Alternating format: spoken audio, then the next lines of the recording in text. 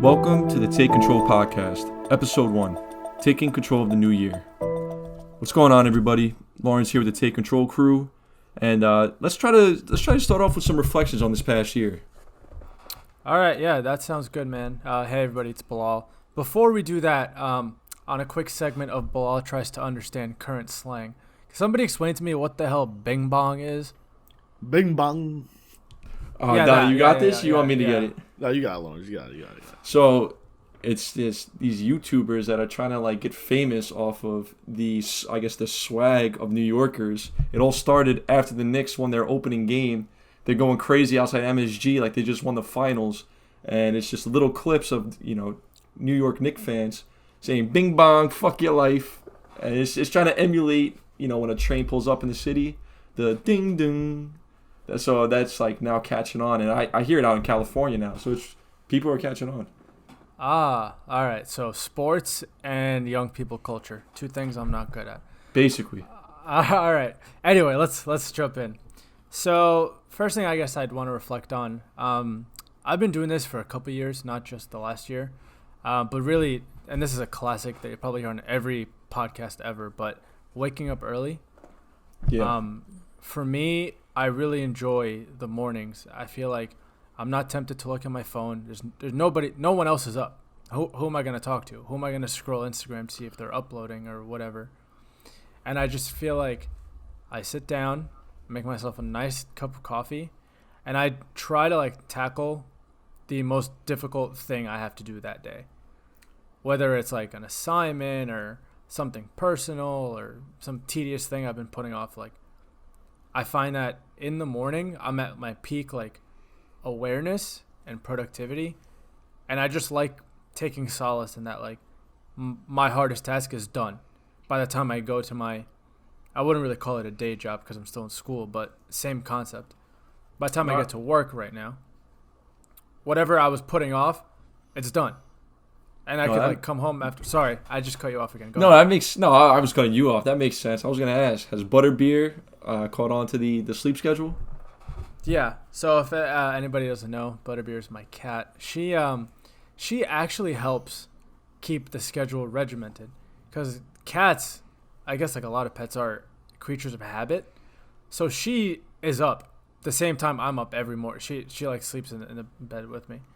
So yeah, right now I'm getting up at 5. So 5 o'clock, if I try to snooze, she's up. She wants to go. She wants to get the day started. So it's kind of a bonus. So yeah, waking up early, I'd highly recommend. Maybe you could benefit something out of just an hour in the morning to get something done. So now, what about this past year specifically? Because you said you've been doing that for the past couple years. Is there anything you could pinpoint for this past year? You read my mind, brother. So this, I said I was going to work on it early 2021, and now that I look back, I think I have. Maybe you guys can touch on it if you've noticed. But I've been trying to make it a point to speak my mind, especially with people I'm close with. I don't sugarcoat things anymore. I feel like if I need to get a point across to you, and maybe it's not something you're really going to like, but it's important for me to say, I'm just going to say it. And I've noticed that personally with my close friends, that you guys understand. And I hope it's not I'm trying to be a mean person or whatever. If it's a criticism or something I think might benefit you or benefit us as a group. And I've also noticed it in a professional setting, that people respect when you get straight to the point and not beat around the bush. No, for sure. I agree. And yeah, I don't know if you guys noticed it. You guys can be honest. It's, if you notice that I try not to sugarcoat things and tell you what I feel. I think, and that's actually something I wanted to touch on as well. I think we all as a collective kind of all started, maybe it came with maturity, but we've done a very good job of not being yes men to each other. There's times where we come off, as Donnie likes to say, a little toxic, but, it's 100%. all it's all for the betterment of each other. That we do just tell each other straight up, if we're not agreeing with what they're doing, and this is could be in their personal life decisions, how they are in society, how they are in their relationships.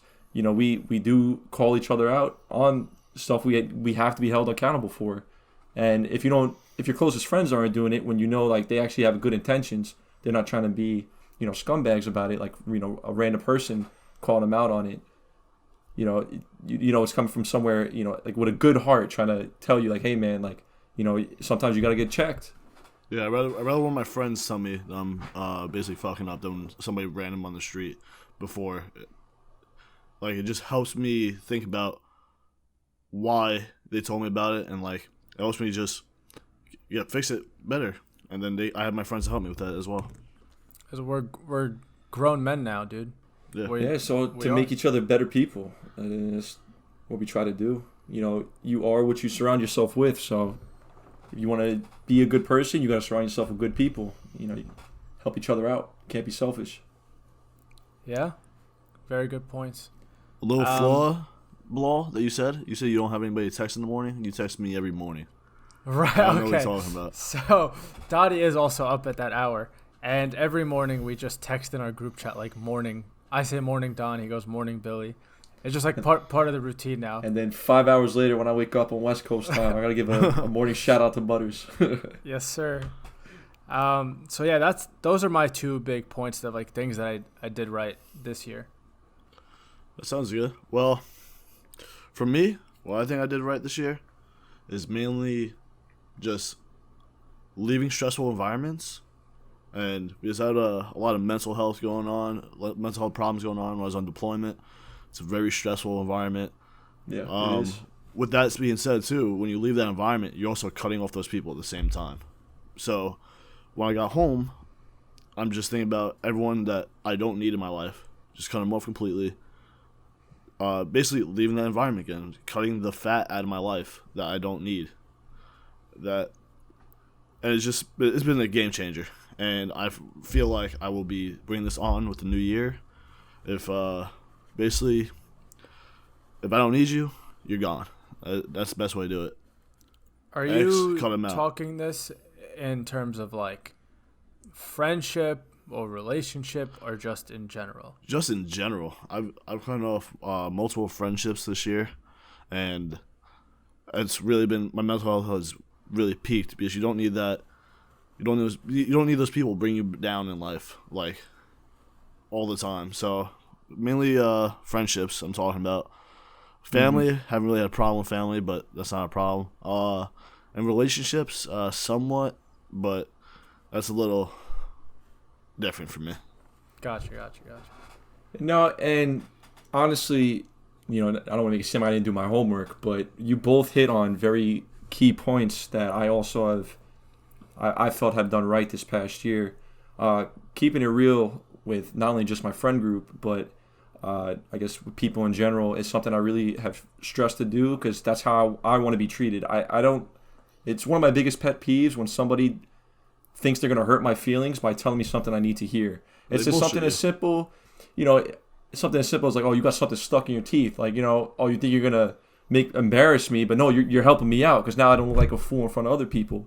Like, that's like a very surface relation, but it's the same thing when people call you out on your habits. That is my biggest might not be what you want to hear.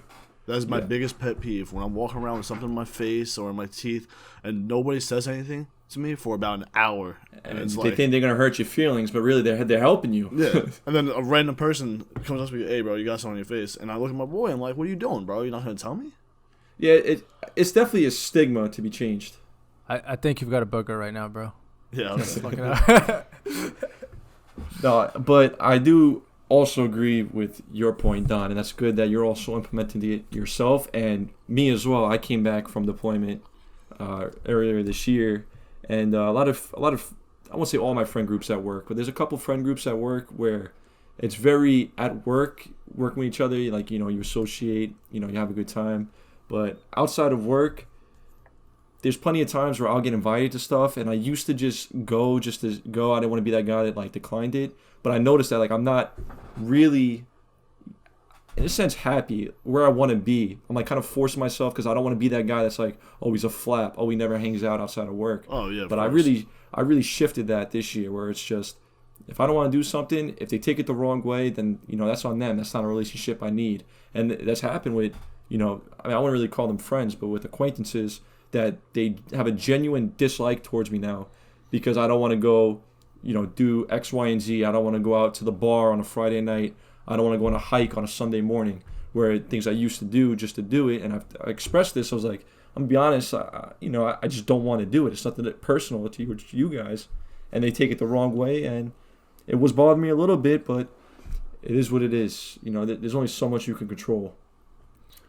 And also, slightly off topic towards that last point, but something I've noticed I've done very, very well this year is keeping my mouth shut when I don't have something relevant or important to say, especially in the work environments and outside, bar scene, stuff like that. It depends on the night, but at work, I've noticed I keep my mouth shut. If I don't have something important to say, relevant to say, I don't butt into conversations, which is another pet peeve of mine that I really make sure I don't do.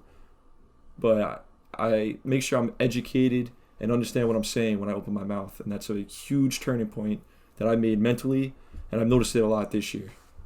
I forgot who it was. It was somebody famous. It was like, the art of conversation lies in listening, which really is true. You gotta listen before you can speak with your mind about it, because you don't want to come up sound stupid at the end of the day. No, because you might not know about, you might misunderstand what people are talking about, and you jump into conversation, like you said, like jumping into conversations that you're not a part of, and you just sound completely stupid because you're wrong. No, for sure. And I guess a little last point on something I've noticed I've been doing, and we've all been doing, this is a group point, is I feel like now we're at a point in the friend group where we're finally reaching to each other when it comes to personal matters that you don't necessarily have to deal with by yourself. Like giving that phone call, giving that text when, there's a relationship issue, a work issue. We're finally at that point where we're making sure that as the friend group level, we can talk about these things with each other, which is extremely important. It helps a lot with mental health. I'm sure you understand, being away on deployment, we only could talk to you through email. And I know that probably made your day when you were seeing us, send you an email. Oh, who knows where you were. Bro, 100%. Like, just being like, trust me, Middle East, it is hot as fuck. So, when I'm getting an air conditioning room, get a nice little email, brightens up my day. With that, too, also mental health, reaching out to other people. Don't be afraid to see a therapist. I had to go see the psych officer on board to do my deployment, just because my mental health got that bad at one point. If you're out there listening to this, don't feel free. If you don't feel free to talk to your friends or family about it, seek somebody else's help, like a professional, because it really did help me a lot, and I learned a lot. He made me do like graphs and stuff, and like see who's important. That's where I really started cutting off people in my life, is because of these graphs he made me do. It was pretty educational. Pretty educational. It's good. And it's in commercials. People say it everywhere, but it's true. You can't be afraid to ask for help. Yeah, all valid points. I think I'm gonna take a second to transition to this next part, because Lawrence, what he just said he's been doing well is something that I didn't do well this year, and that I want to. Specifically, him saying no to things that he doesn't want to do. I've been trying to do this year. When I look back at it, I've still done a lot of things that I could have said no and I didn't want to do, but here we are. So with that, I would say that I do things for people because I care about them, which is fine. You should do things even if you don't really like them, like if it means something to people you care about. But it's like your oftentimes, girlfriend, family, partner, whatever. I clean up my cat's poop. I don't enjoy it, but it's a gesture of love, right? But no, what I'm kind of getting at is it's more of social things, right? So this year, I've been putting it's for us, it's called rotations, where we move out of the classroom and move into the hospital and clinics and whatever. And our free time is really, really limited. And I know that at one point there was 1 day a week. That's all I had to myself. And I had to balance that between going to get groceries, doing adult things, seeing my girlfriend, relaxing. And then it's someone will reach out and be hey, you want to come to this? It's no, I really don't want to. And I found myself saying yes because it's I still want to maintain these relationships. But I think when I think about it is that if the relationship doesn't value your preference of how you value your time, then maybe it's not that strong of a relationship, right? Granted, I'm not talking missing birthday parties or important events. I'm talking about like passing on going out because you want to sleep in or whatnot, or just things that you don't want to do. So my goal, and I've been trying, but I think I can do better, is to really just, my free time is valuable to me. And I think it's like a kind of a sidebar. The most valuable resource any of us really have is time. And if I feel like my time is better spent doing something that's going to be better for my sanity or my relaxing, then as my friend or whoever, you should understand that. And if you don't, then that's a different conversation. Yes, and I appreciate you clarifying that when as far as like the events to be attending. Of course, if it's something like a birthday party, to that level, I'm still going to go. I'm not going to say, oh, I'd rather just sleep in. I'm saying like going out after work, they're taking it the wrong way. Those are the type of friendships, maybe it's not really a friendship. So thank you for clarifying on that. But to follow on to what you're saying, stuff that I noticed that I tried to implement but didn't really work out, and now I really view them as a lesson. And this is something I also try to talk to all my friends and family about, that I really view everything. I'm either doing something and I win from it, I learn from it, or if it doesn't work out, I don't have that mentality that, oh, I lost, oh, this didn't, like I failed at something. It's I learned from it. I make sure that I'm learning from stuff that don't go right. And something that didn't go right for me this year was trying to force myself into weightlifting daily. And this isn't exercising daily. Like I still think that exercising is important. Something should be done 4 to 5 times a week, at least. I think it's more so for me was I was in that mentality where I had to go to the gym and weightlift because I do struggle with gaining weight. And, it's only logical that lifting things while we're also working on your diet is obviously going to help you gain weight. But it really felt like a chore. It felt like when I was coming home late from work, tired or whatnot, I made myself go to the gym, where I could have, took a night off here and there or made it up in the morning. But it was starting to take a toll on me because I was pushing off like being able to talk to my parents because no, I need to make sure I go to the gym.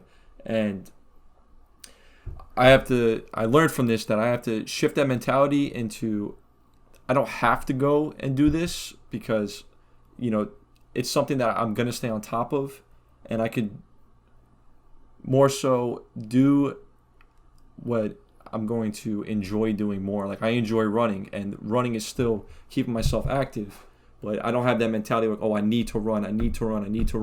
I was in that mentality where I need to go to the gym. I need to lift. And it was taking a toll on me mentally, and I was, not necessarily getting flustered and anxious about it, but I just saw there was like a negative tick that gladly I cut it off earlier. But I still want to start hitting the gym more consistent. That's not to say don't want to go. Don, yeah, we get face. it. I know you get it. Something. You can't gain weight. It's understandable. It's so hard to do. Okay, bro. For different people, man, it is. Don, I see your face. You got something you want to add on that? What went wrong? Yeah. So really, it's the opposite for me. It's instead of I love lifting every day. It's the opposite for me. I hate running. So I would go, oh yeah, I need to run all the time, blah blah blah, and it's just like lifting weights for me is great. I sweat a lot, still burning the same amount of calories. So I don't know. I'm just not forcing myself into that. But gym honestly is like a big stress reliever for me, and I feel like that's what really went wrong my last year that I need to focus on is my stress, not let it consume me almost like it did at one point. Like I was saying before, at one point in deployment, I was really down in the dumps. It was affecting my work. It was affecting the people around me because when you're in that such tight environment, like we literally live like a foot atop each other, like in the berthings, like 150 people in one place. If your mood's gonna go down, it's gonna bring some of the people's moods down too. Especially like I'm usually a hyper guy. I usually keep the morale up. Yeah. And my morale was down. It ruined the flow at work, and it ruined my work life, completely. But I'm not gonna let it happen anymore, or I'm not gonna say I'm not gonna let it happen, but I'm gonna try not to let it happen. And at least you took the steps now where you're better managing those issues. It's good that you saw what was going wrong, and now you got better steps to fix it. Really, it's a lesson learned. The main lesson to take out of that too is journaling. Yes. I journal a lot about my problems, and I try not to let it happen again. I write my problem down. I figure out ways I can fix it, put it down in that journal, make some little notes, and then after that, if I have the same problem in the future, I'll go back to my notes. What did I do? What worked? What didn't work? And etc. That's good. That's a good habit to have. You know what's going to be different this time around, boys? What's that? We have this. Everything we just said that we said we're going to work on, it's going to be up. So we're going to go back to it, and we're going to listen. Sure. And we'll see. We'll see if we actually hold ourselves accountable. In 1 year from now. To carry on from that, though, that's true. Actually having it written makes you hold yourself accountable. And I guess I'll start that off. Things I want to implement for this new year is I want to stop hitting the snooze button every morning. I set my alarm purposely 20 minutes before I know I want to be up, to purposely snooze and get those extra 5 minutes of sleep. But that's not actually helping me, and I know it's not helping me. But I just haven't broke that habit. And I don't have any issues getting to work on time. I haven't, and I don't see that happening. But that is one thing I know I need to fix. I need to be able to set an alarm and then be up and start my day at that alarm. And I'm sorry, go ahead. Well, a little help, something that might help you with that I started doing. At night, I charge my phone on my desk, and I sleep in my bed. So I'm not using my phone when I'm going to sleep, so I get better quality sleep. And when my alarm goes up, I have to get out of my bed to pick it up, shut it off, and I don't go back to bed after that. I start my morning routine. So is this for your bedtime at night, or bedtime when you fall asleep mid-conversation in Discord? Which bedtime? That's usually bedtime at night. Okay. Other times because of my sleeping problems, but we're just joshing around and low key. Well, we said we keep it real, right? Yeah, that's nighttime habits. No, that's good though. I gotta start doing that. That's smart. I guess a little bit more cliche. I really want to start reading more books. Like I bought at least 6 books before I went on this field operation earlier in the year. I bought 6 books. I started one. The other 5 have been collecting dust ever since. I told myself when I bought them pretty cheap at this little thrift store. I was interested in all of them. I was like, I'm gonna finish these by the end of the year. I finished half of one of them. So that's something I gotta fix. So I have something to add to this, I guess, exercise we're doing. So we're mentioning what we want to implement, but why don't we also, if we can think of it, mention how are we gonna track that we're doing it? How are we gonna before getting to the end of it? And I know it's tough to think about, but I think, at least for myself, and I'll get into it in a little bit, with what I want to implement, I got to have some sort of way to monitor my progress. Otherwise, I'm just going to not think about it until this time next year, right? Yeah. No, so I actually I showed it off a couple weeks ago to you, Wall. I bought a physical journal where I have to manually input the dates, the months, and it's got a section where it breaks down weekly, your weekly goal, and then at the end of the week you're supposed to write, did you reach that goal? Do you have something you want to carry over to next week? And it's also got a monthly breakdown where it's got your monthly goal, how'd you do the past month, what do you want to do the next month, and this is something I'm going to make sure that I'm implementing for the new year, because it's a 1-year calendar. So January, right. My quote unquote New Year's resolution is to start holding myself accountable with these journal entries in a sense. Right. So there you go. That's, I think, the goals that I've accomplished, I've had some way of tracking my progress. Makes sense. Like something to keep in mind. That's a good idea. It's a really, really good idea, actually. I need to see that. I need to see that journal book that you got, Lawrence. Sounds like a pretty good investment. Oh, for sure. So talking about basically journaling and then having like doing all this other stuff, I would say implementing more time to myself throughout the year. Like I said earlier, I was out on deployment, and Lawrence is about to go out on another deployment pretty soon. Yeah. You have no time to yourself whatsoever. At least for me, I don't know. It might be a little different for you. But, yeah, we get maybe 2 hours, after the workday is over, maybe. And then you go to sleep. Yeah. Yeah, like it's ridiculous. So like this next year, hopefully I don't go back out to sea. We'll see what happens at the end of the year. But just really being to myself, staying in my bedroom where I feel comfortable and just relaxing and just having my thoughts to myself, what I can think I can do better with myself, like better my life overall. So, how are you gonna? If you have an answer, if not, like it's fine. You're kind of on the spot. But how are you gonna like track that you're doing this? So first of all, I just bought a calendar, whiteboard. It's pretty big moves in my life. Yeah. I'm usually just organized throughout my phone, but I want to stop using my technology a lot less actually. So I bought a calendar so I can look at on my wall every morning when I wake up, cross off the day, see what I have for the day, or then like let's say I go to the gym and I don't really have that many goals in mind besides lifting, running, and eating right. So basically, just like if I go to the gym one day, I'll color it in red, and then if I didn't, I'll color in black and be like, oh yeah, I was a failure on this day. I need to do better and get more red days, and so on and so on. Just more to myself. I can confirm I've seen the calendar and the journal Lawrence is talking about. So just keeping it real, guys. That's a good point. It's a good point to bring up. Yeah. All right. I'll jump in with mine. This is something that I just recently started implementing, but it definitely by far is going to be what I'm focusing on 2021. And it's pushing myself outside my comfort zone. I mean it more of like in a creative sense, but also in like a physical, mental, just all around. I want to know how far I can go, because I'm a firm believer that barring things that require physical or like natural ability, aka like being a professional basketball player, Yeah, shoot like Steph Curry. Yeah, challenge yourself to do that.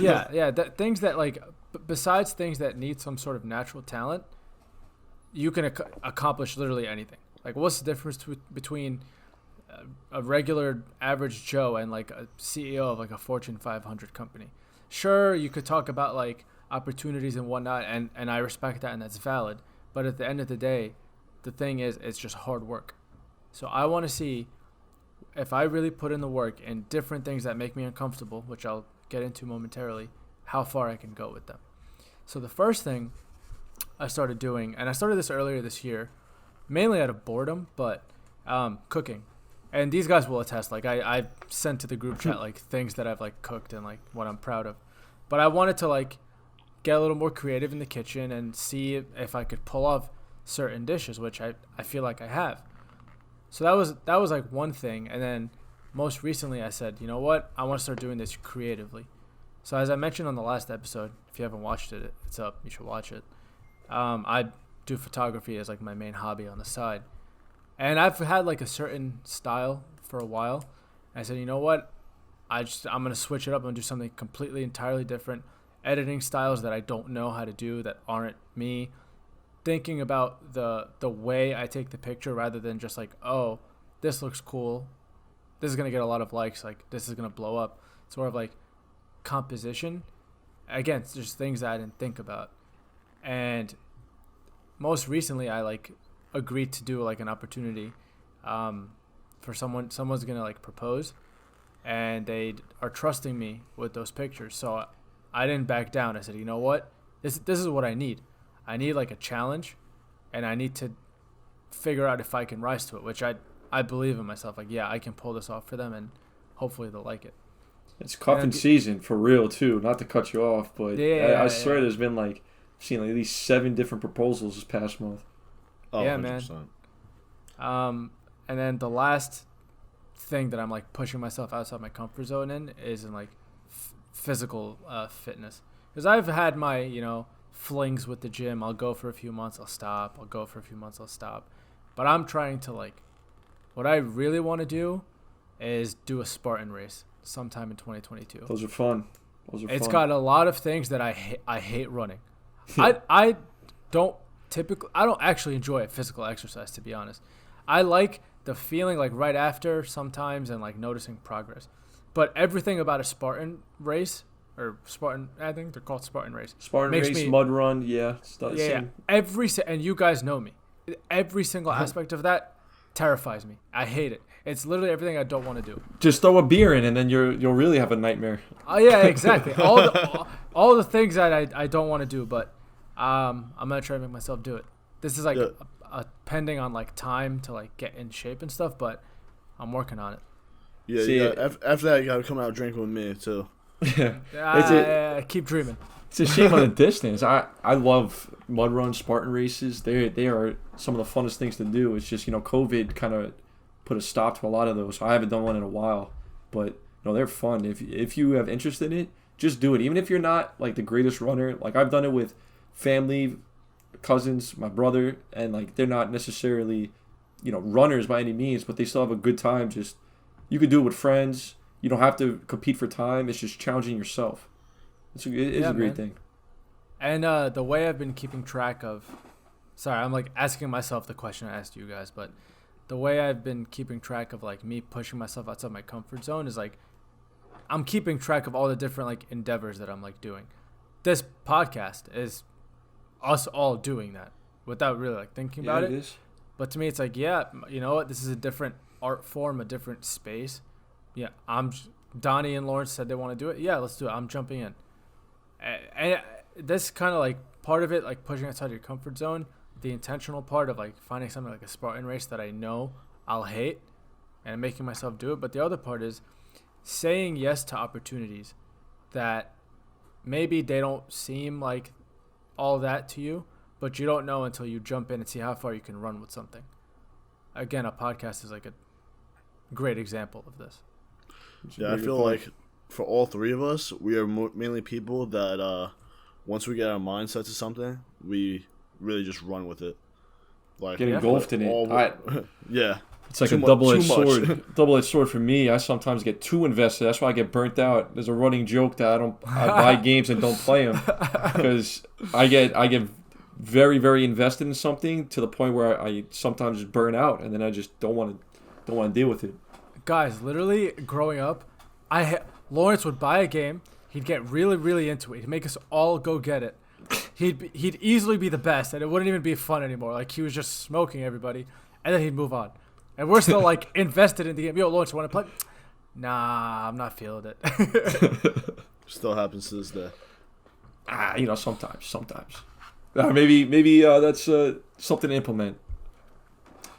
Finishing games. Finishing games, or I guess maybe taking my time. But that's going to lead me into, I want to just give a little closing remark. And this is just this is tying into the first point that we started, reflection on the past year. And I'll give a personal example of what I'm about to say. It's understanding what's not in your control and not being afraid to push yourself. It's kind of like an all wrapped in one of kind of everything we touched on. And the personal example I want to give is I received a lot more job responsibilities at work this past year, and it was like drinking out of a fire hose with the amount of stuff that was expected from me that I didn't have any type of formal training on, that people that I looked at as mentors had moved on because in the military you only had a certain spot for a certain amount of years, and the people I really looked to as my mentors, job related, mentality related, are often gone. So I'm not that I'm by myself. I still have acquaintances I could talk to. But as far as the work-related, I was given a lot of new responsibilities that completely overwhelmed me. Like the amount of stuff that I'm going to be required to know how to do, it was very, at first, I was starting to get that feeling of, felt like not drowning per se, but, oh shit, like that oh shit moment. But I really like had that mental fix where I'm going to be all right. Like, I've been in situations like this before where I'm overwhelmed and I I'll find a way, plain and simple. And that's something that I look back, and this is something that my grandfather was very, very, very big on telling me is don't be ashamed in what you don't know. Don't be afraid to ask questions, and understand that you will figure it out. And those are very three big things that I've really implemented myself, and I've noticed I've implemented this past year. Dude, just to jump in real quick. Sorry, Don. No, go. I'm gonna forget it otherwise.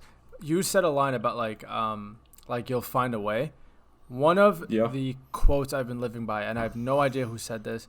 It might have been honestly maybe like some random like YouTuber or something, and it became like a trending thing on Twitter. And the line was, "I will either find a way or I'll make one." And that I like that. That resonated with me, right? I like that. And it's like about like adapting and just like figuring out like you put your head down and you just do the work. I like that. You do what like you that need to do to get to your end point, whatever that may be. No, that's good. A little different from me. It was actually a couple of years ago. My division officer came up to me about what a task, me and this other guy, and he said, get this task done if figure it out. And if you can't figure it out, and he paused for a second, he said, then just figure it out. So it was a little different, but it really is just like you're put in that position where you just have to figure it out sometimes. You just got to get the work done, no matter what it takes. Even if it might mean cutting some edges off of a very hard task, but you got to get the work done. And what Lawrence said before about him taking like a more responsibility role, Lawrence, you're probably like one of the last people that you arrived there with, right? Because we've both been out of commands for a little bit. I'm one of the last people in my command, in my division. That I started off with, yeah, there's maybe 10 of us that I guess I showed up around the same time with. Like, I'm one of the, I guess, not most senior in rank, obviously, but more senior to the command. Yeah, I'm definitely up there. And they probably look like if something at the command goes wrong, somebody higher than you, just because you've been there longer, will look at you and be like, "Hey, man, how do you do this?" No, for sure. So that's another kind of position that you're being put into as well. No, for sure. That's very true. But like that's not even something I really look at because in a sense it comes second nature. Like if it's something I've been doing routinely, yeah, I got no problem being able to show you the ropes. It's more of like if something's brand new to me and now I don't have anybody really that I can, pick their brain, at all times of the day because I did have that, a year or two ago. And now it's more of like, all right, now I got to do that pushing and I got to, honestly, it's a very cliche term in the military, but embracing the suck. Like, you're not going to know. You're simply not going to know. You got to figure it out. I was told that like 2 days ago. Yeah. Embrace the suck. That's a phrase I'll never forget. No, for sure. Is there any closing remarks you guys got? I think we got, a good synopsis, good jot down of everything we wanted to talk about so far. Yeah, I could take us home. So at this point, I want to talk like directly to all 5, maybe 10 of you listening, if we're lucky. For now. Take a second to like actually reflect on like what went right and what went wrong. A lot of people, it's the time for New Year's resolution. Oh, I'm going to go to the gym. Oh, I'm going to eat healthier, et cetera, et cetera, et cetera. Most of the time, these are things that have been said every year, year in, year out. The only way to get over something or to get better at something is to figure out where you're going wrong, right? What's the definition of insanity? Doing the same thing, expecting different results. That's right. Yeah. That's right. And many people don't realize this because, everybody has day jobs, everybody has responsibilities, and that's life. But if you really want something, you have to sacrifice. You have to sacrifice whether it's time, whether it's sleep, whether it's like some Netflix show time that you have for yourself, whatever it is. If you want to accomplish something, you have to put your head down, figure out what you need to do to get to that point, right? And then you jump in. Yep, but that's a you will only get so far without evaluating where you're at. So please, from friends, family, whatever, people always say that they want to accomplish something, but they never want to sit down and think about what they need to do to get there, or they just simply don't want to put in the work. If you want something really badly, it's in your control. No one's going to do it for you. No one's going to give it to you. All the excuses that you can make or think of, again, someone else in your shoes had the same excuses in their head, and they said, you know what? Forget all of that. I'm going to go do it. The last thing I'd like to say is that if you're in a time where, you're really struggling against it, you're like, let's use the gym as an example. You really don't feel like going today. You had a long day. You call your mom or your parents and you say, did you raise a little bitch? And they will say no. And you will go and get it done. You subbing me a little bit there? Maybe. That's fun. With that, thank you everybody for listening. Oh, wait, Donnie. And I have a little side piece. Yo, go ahead. Go ahead. Go ahead. Once again this is like saying the you outtakes. can't gain weight. Saying you can't gain weight. Yeah, go ahead. Yeah, okay. I just want to throw that in there that you said something ridiculous like that. But all right, who's next? No, I just want to give an actual something to the people. Is one of my favorite lines is there's people that make it happen, there's people that watch it happen, and there's people that have no idea what's going on. You choose one. I know a lot of people that have no idea what's going on. One of our friends in particular. And that'll probably conclude it. That little. Hello? Hey, what's going on, man? What's up? Oh no. What you doing? I'm in the shower. Oh, why are you on your phone then? You called me. Oh, so you got a waterproof phone or something? No. Oh, okay. But you called me, so. Ah, you got anything you want to say to Bilal or Don? Absolutely not. Why would I ever want to speak to them? Just curious. I can't question. No, you can definitely question. I don't see why you wouldn't be able to question. You shut the fuck up. You shut the hell up right now. Nah, who are you talking to? I'm talking to Strawberries and Cream conditioner. What, they're speaking to you? Yeah, You alright? You got to talk to somebody? You never in the shower and Strawberry and Cream just start talking nonsense? Head and Shoulders does act up a little bit, actually, now that you bring it up. So there you go. Okay, I understand.